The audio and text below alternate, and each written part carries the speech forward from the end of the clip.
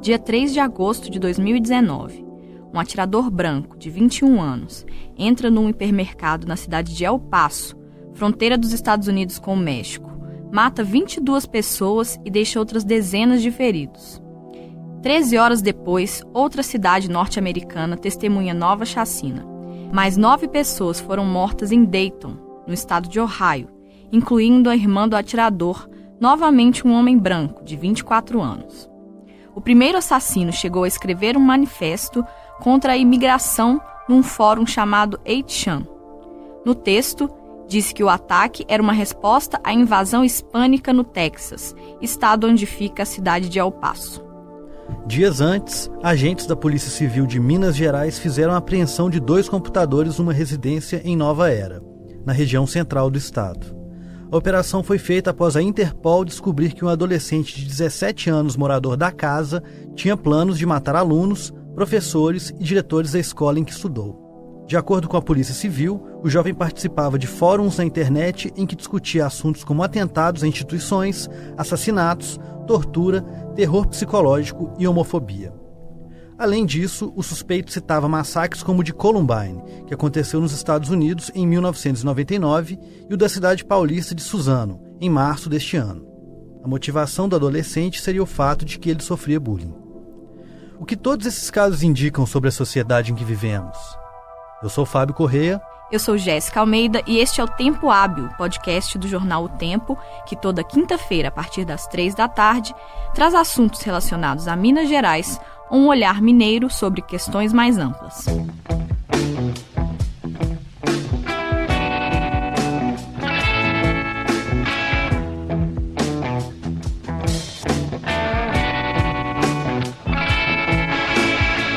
Tanto os casos dos Estados Unidos quanto de Minas Gerais, que felizmente não teve vítimas, reforçam a urgência de se tratar uma série de assuntos, todos eles entrelaçados.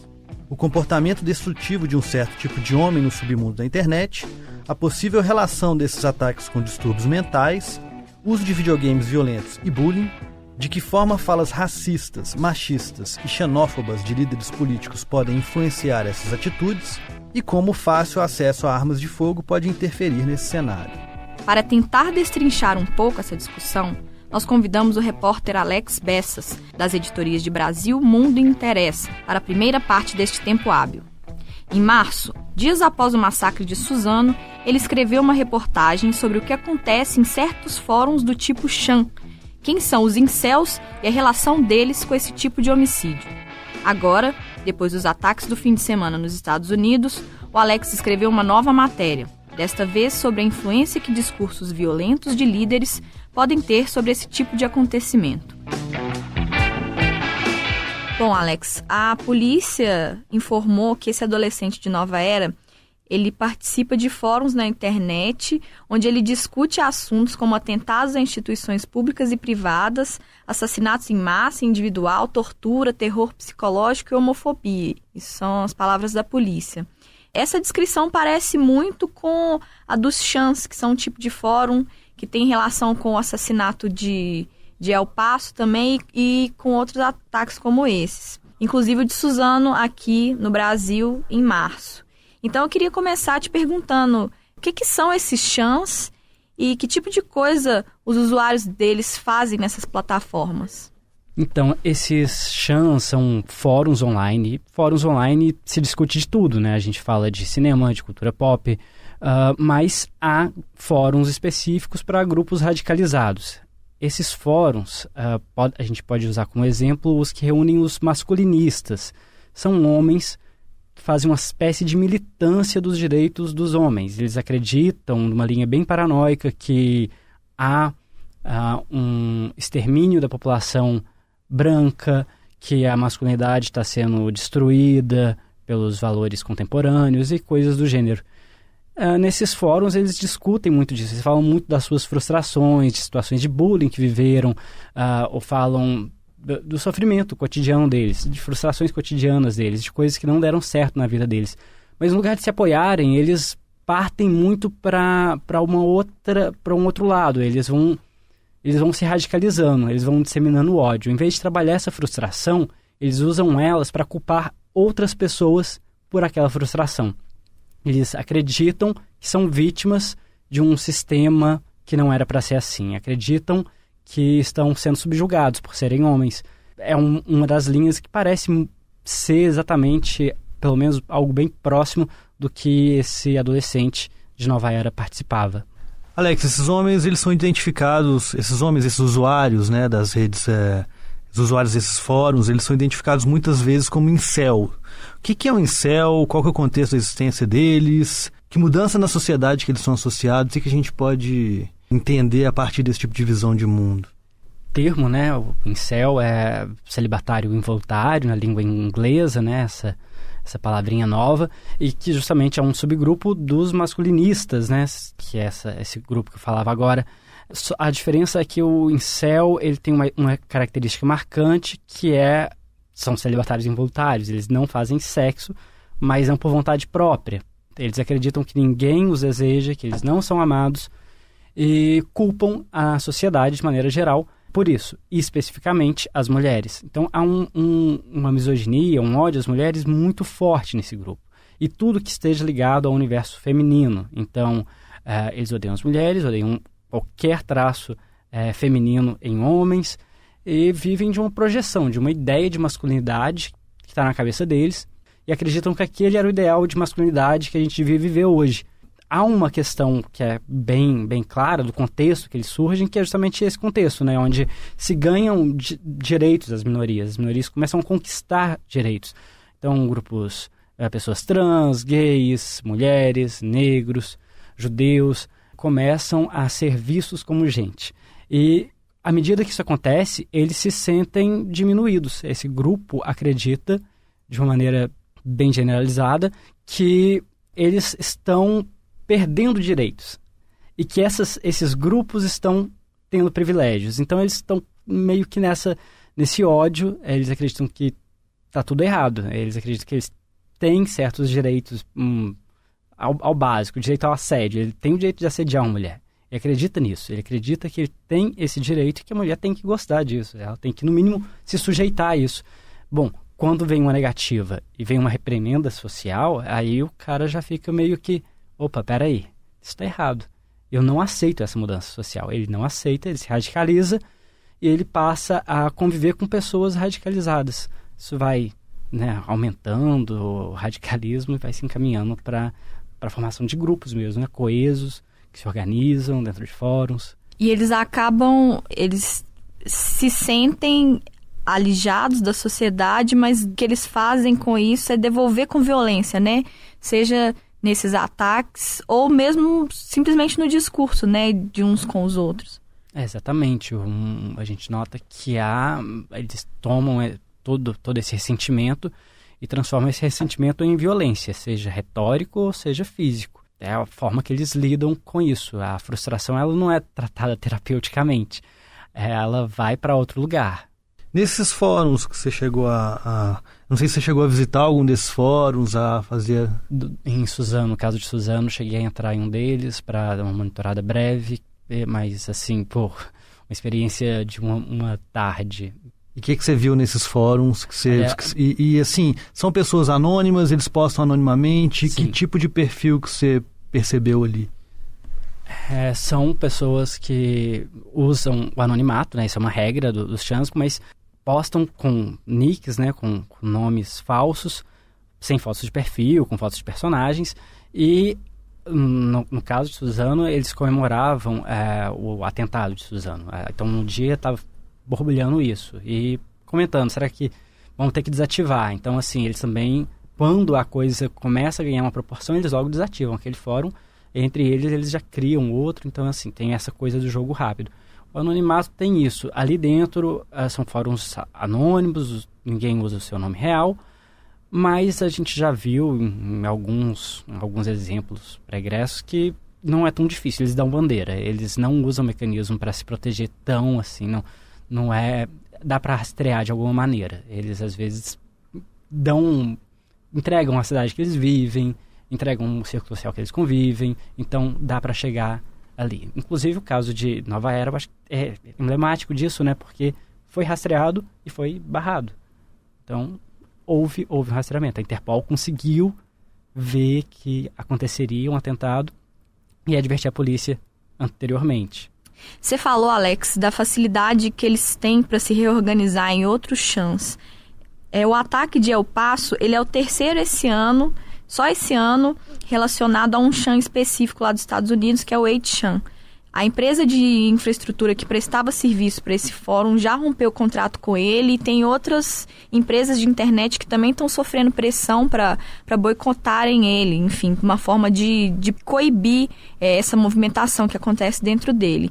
Quais que são os desafios de se coibir e de punir esse tipo de prática na internet? É engraçado que a gente já viu isso no caso do Gabi, né? O Gabi, que é tipo o Twitter da extrema-direita, onde também tem muita xenofobia, tem muito racismo, muita misoginia. O Gabi teve a PayPal parou de prestar serviço, assim, entre outras empresas. No entanto, continua existindo. Quer dizer, os servidores, as empresas que prestam serviço são pressionadas, elas boicotam, mas isso não é um impeditivo, assim, dificulta, mas os fóruns vão continuar existindo apesar disso. Então, tem essas iniciativas e esses fóruns têm essa característica. Eles estão migrando radicalmente para a Deep Web, para Darknet, saindo da superfície, então eles não são mais acessados por Google ou por um browser comum, Chrome, Firefox. Exigem um browser específico, exigem ter o link para acessar. Então, aí você chegou a ele, e acontece que ele fica muito popular. Acontece um atentado e ele se torna muito popular. Eles encerram esse fórum. Então há uma dificuldade grande de rastrear mesmo, de manter isso, de acompanhar, de monitorar. Eles encerram e recriam outro. Tem essa constante. É uma dificuldade. Assim, há esse dificultador. O anonimato, estão na Darknet, eles encerram o fórum, recriam e se reorganizam muito rápido.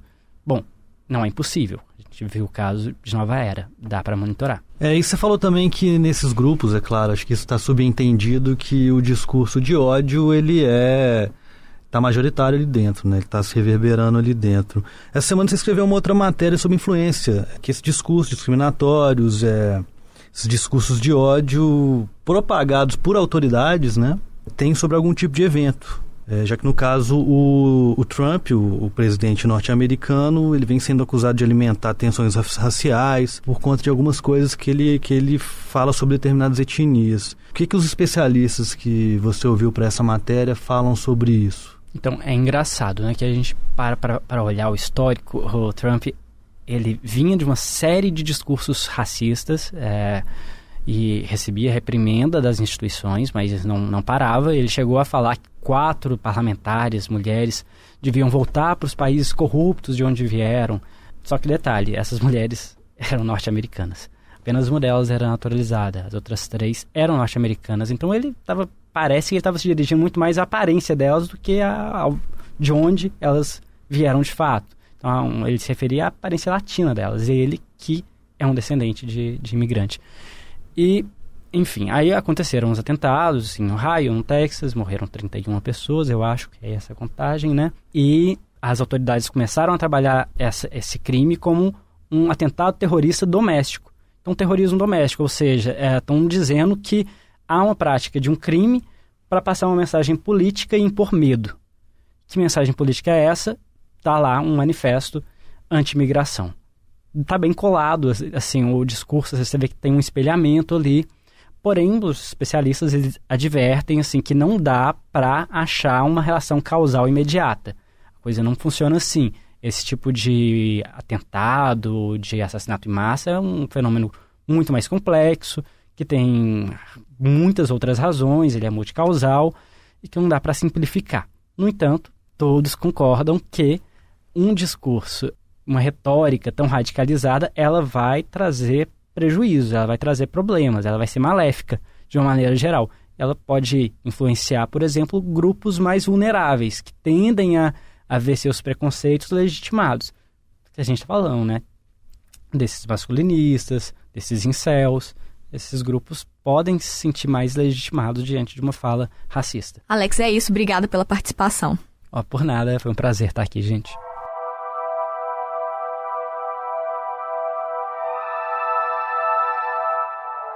Dando continuidade à discussão, nós convidamos para a conversa a Mariana Varela. Ela é cientista social, jornalista de ciência e editora-chefe do portal Drauzio Varela. Em março deste ano, ela escreveu para o site a coluna Assassinos em Massa São Doentes?, discutindo as várias questões que atravessam esses eventos. No mês de julho, Mariana escreveu a coluna Aumento na Circulação de Armas, uma questão de saúde pública, e apresenta agora para a gente suas conclusões. Na coluna que você escreveu em março, depois do ataque de Suzano, já no título você questiona se a sanidade desses assassinos é um fator determinante para que esse tipo de coisa aconteça. E aí agora, com esses últimos casos dos Estados Unidos, o presidente Donald Trump ele usou essa premissa justamente para justificar os assassinatos. Ele também vinculou esse tipo de acontecimento, ao que ele chamou de videogames horríveis e medonhos, que é um aspecto que você também problematiza no seu texto. Então, eu queria começar perguntando o que dá para dizer de fato sobre a pertinência dessas relações que ele fez. Olha, Jéssica, na verdade, esses fenômenos eles são muito mais complexos, né? Eles não são simples, não é possível apresentar uma causa única para esses fenômenos. Eles são multicausais. Então, qualquer explicação simplista, como, por exemplo, são todos doentes, ou o culpado é o videogame, elas são reducionistas e elas não servem de forma nenhuma para explicar um fenômeno desse. O que eu fiz foi uma pesquisa ampla sobre isso. Eu pesquisei estudos, né, que mostravam as causas desses fenômenos, e entrevistei especialistas em segurança pública, especialistas em saúde mental, e fiz um levantamento e cheguei exatamente a essa conclusão, através desses estudos e dessas entrevistas, que não é possível você atribuir nenhuma causa como que explique todos esses eventos, né, que tem acontecido com bastante frequência, principalmente nos Estados Unidos. Então, assim, botar a culpa na saúde mental ou no videogame é uma posição muito reducionista que não explica de forma nenhuma, né, a complexidade do fenômeno. Nesse caso aqui de Minas Gerais, também foi apontado como motivação para o crime o fato de que o adolescente sofria bullying na escola onde ele estudava, que era onde ele planejava fazer o ataque. Essa questão do bullying também é problematizada na sua coluna e é mais ou menos nessa linha também, né? Não dá para se afirmar categoricamente que essa é uma causa. Olha, pelo que mostram estudos, o bullying tem um papel, né, nesses eventos, mas se você for pensar, o bullying não é uma coisa nova, né? Ela já existia antes, né? Quando eu era criança, a gente nem falava em bullying, a gente não usava essa denominação, mas já existia. E as pessoas não saíam matando as outras, né? Não ocorria esse tipo de crime com a frequência que ocorre hoje. Então, de novo, é muito difícil você atribuir uma causa única, são muitos fatores. O bullying está entre esses fatores que colaboram para que haja esses eventos, mas ele de forma nenhuma pode ser apontado como causa única.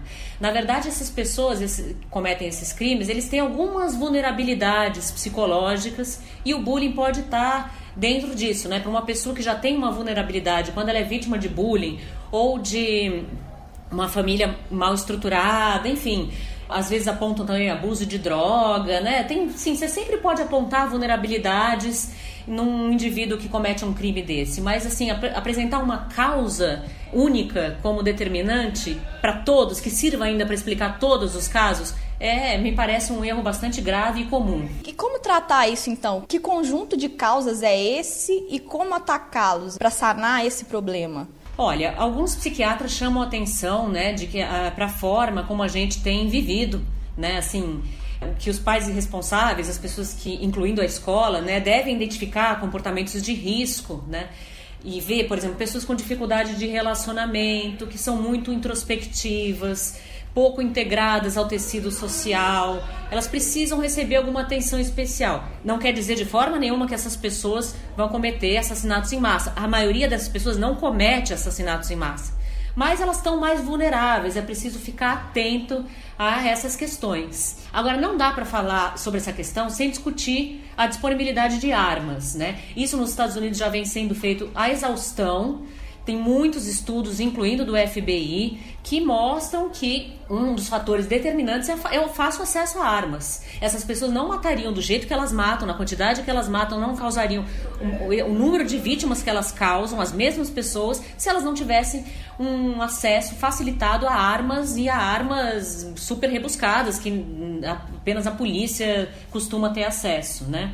Então temos que discutir também o acesso à arma para discutir essa questão. Sim, mês passado você chegou a escrever uma nova coluna, dessa vez sobre a questão das armas como uma questão de saúde pública, né? Você já falou um pouco da relação da disponibilidade de armas com esse tipo de ataque, mas o que se pode dizer do aumento da disponibilidade de armas e a relação com as mortes em geral na população, independente de ser com esse tipo de ataque? Bom, primeiro eu acho interessante levar essa questão para a área da saúde, por uma questão assim, parece bastante básico, mas pouca gente trata isso, né, sob esse viés. Armas causam gastos para o sistema de saúde público e privado e custam vidas. Então isso por si só já traz essa questão para a área da saúde, né? Tem uma pesquisa do IPEA que foi publicada em 2013, muito interessante, né? O Instituto de Pesquisa Econômica Aplicada, que mostrou que a taxa de homicídio aumenta em 1%, de 1 a 2%, quando há aumento de 1%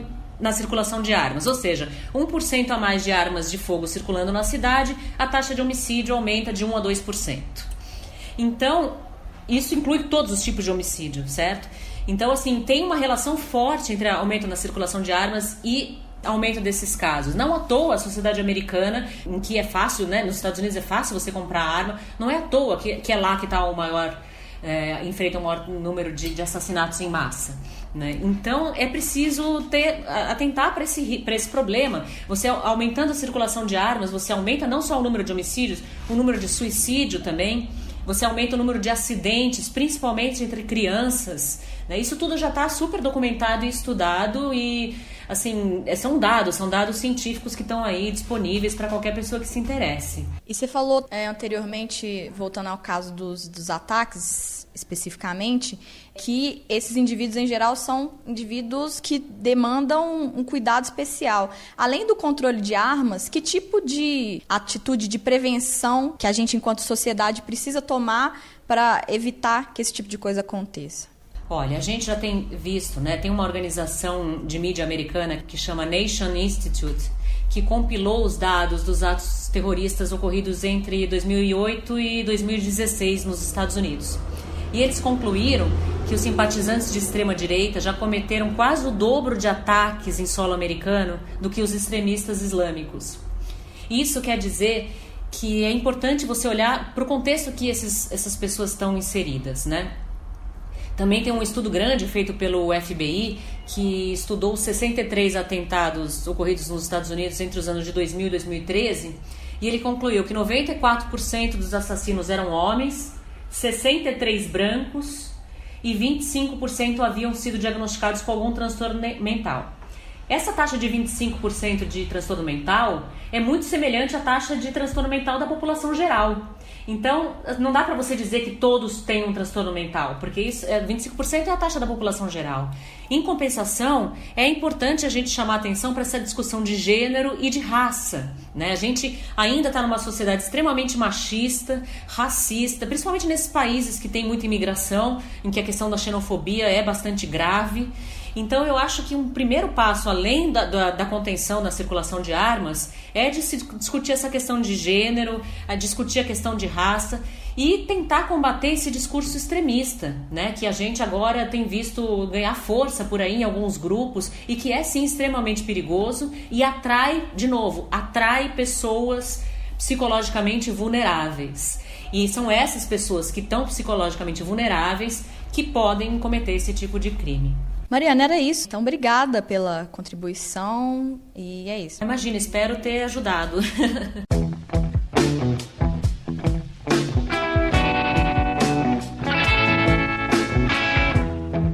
Você ouviu Tempo Hábil, podcast do jornal O Tempo, que traz toda semana assuntos relacionados a Minas Gerais, um olhar mineiro sobre alguma questão. Eu sou Jéssica Almeida. E eu sou Fábio Correia. Esse episódio teve captação do Júnior Nichini e a edição e a mixagem foram feitas pela Jéssica. Nos acompanhe toda quinta a partir das 3 da tarde no seu tocador de podcasts favorito. Até mais. Tchau.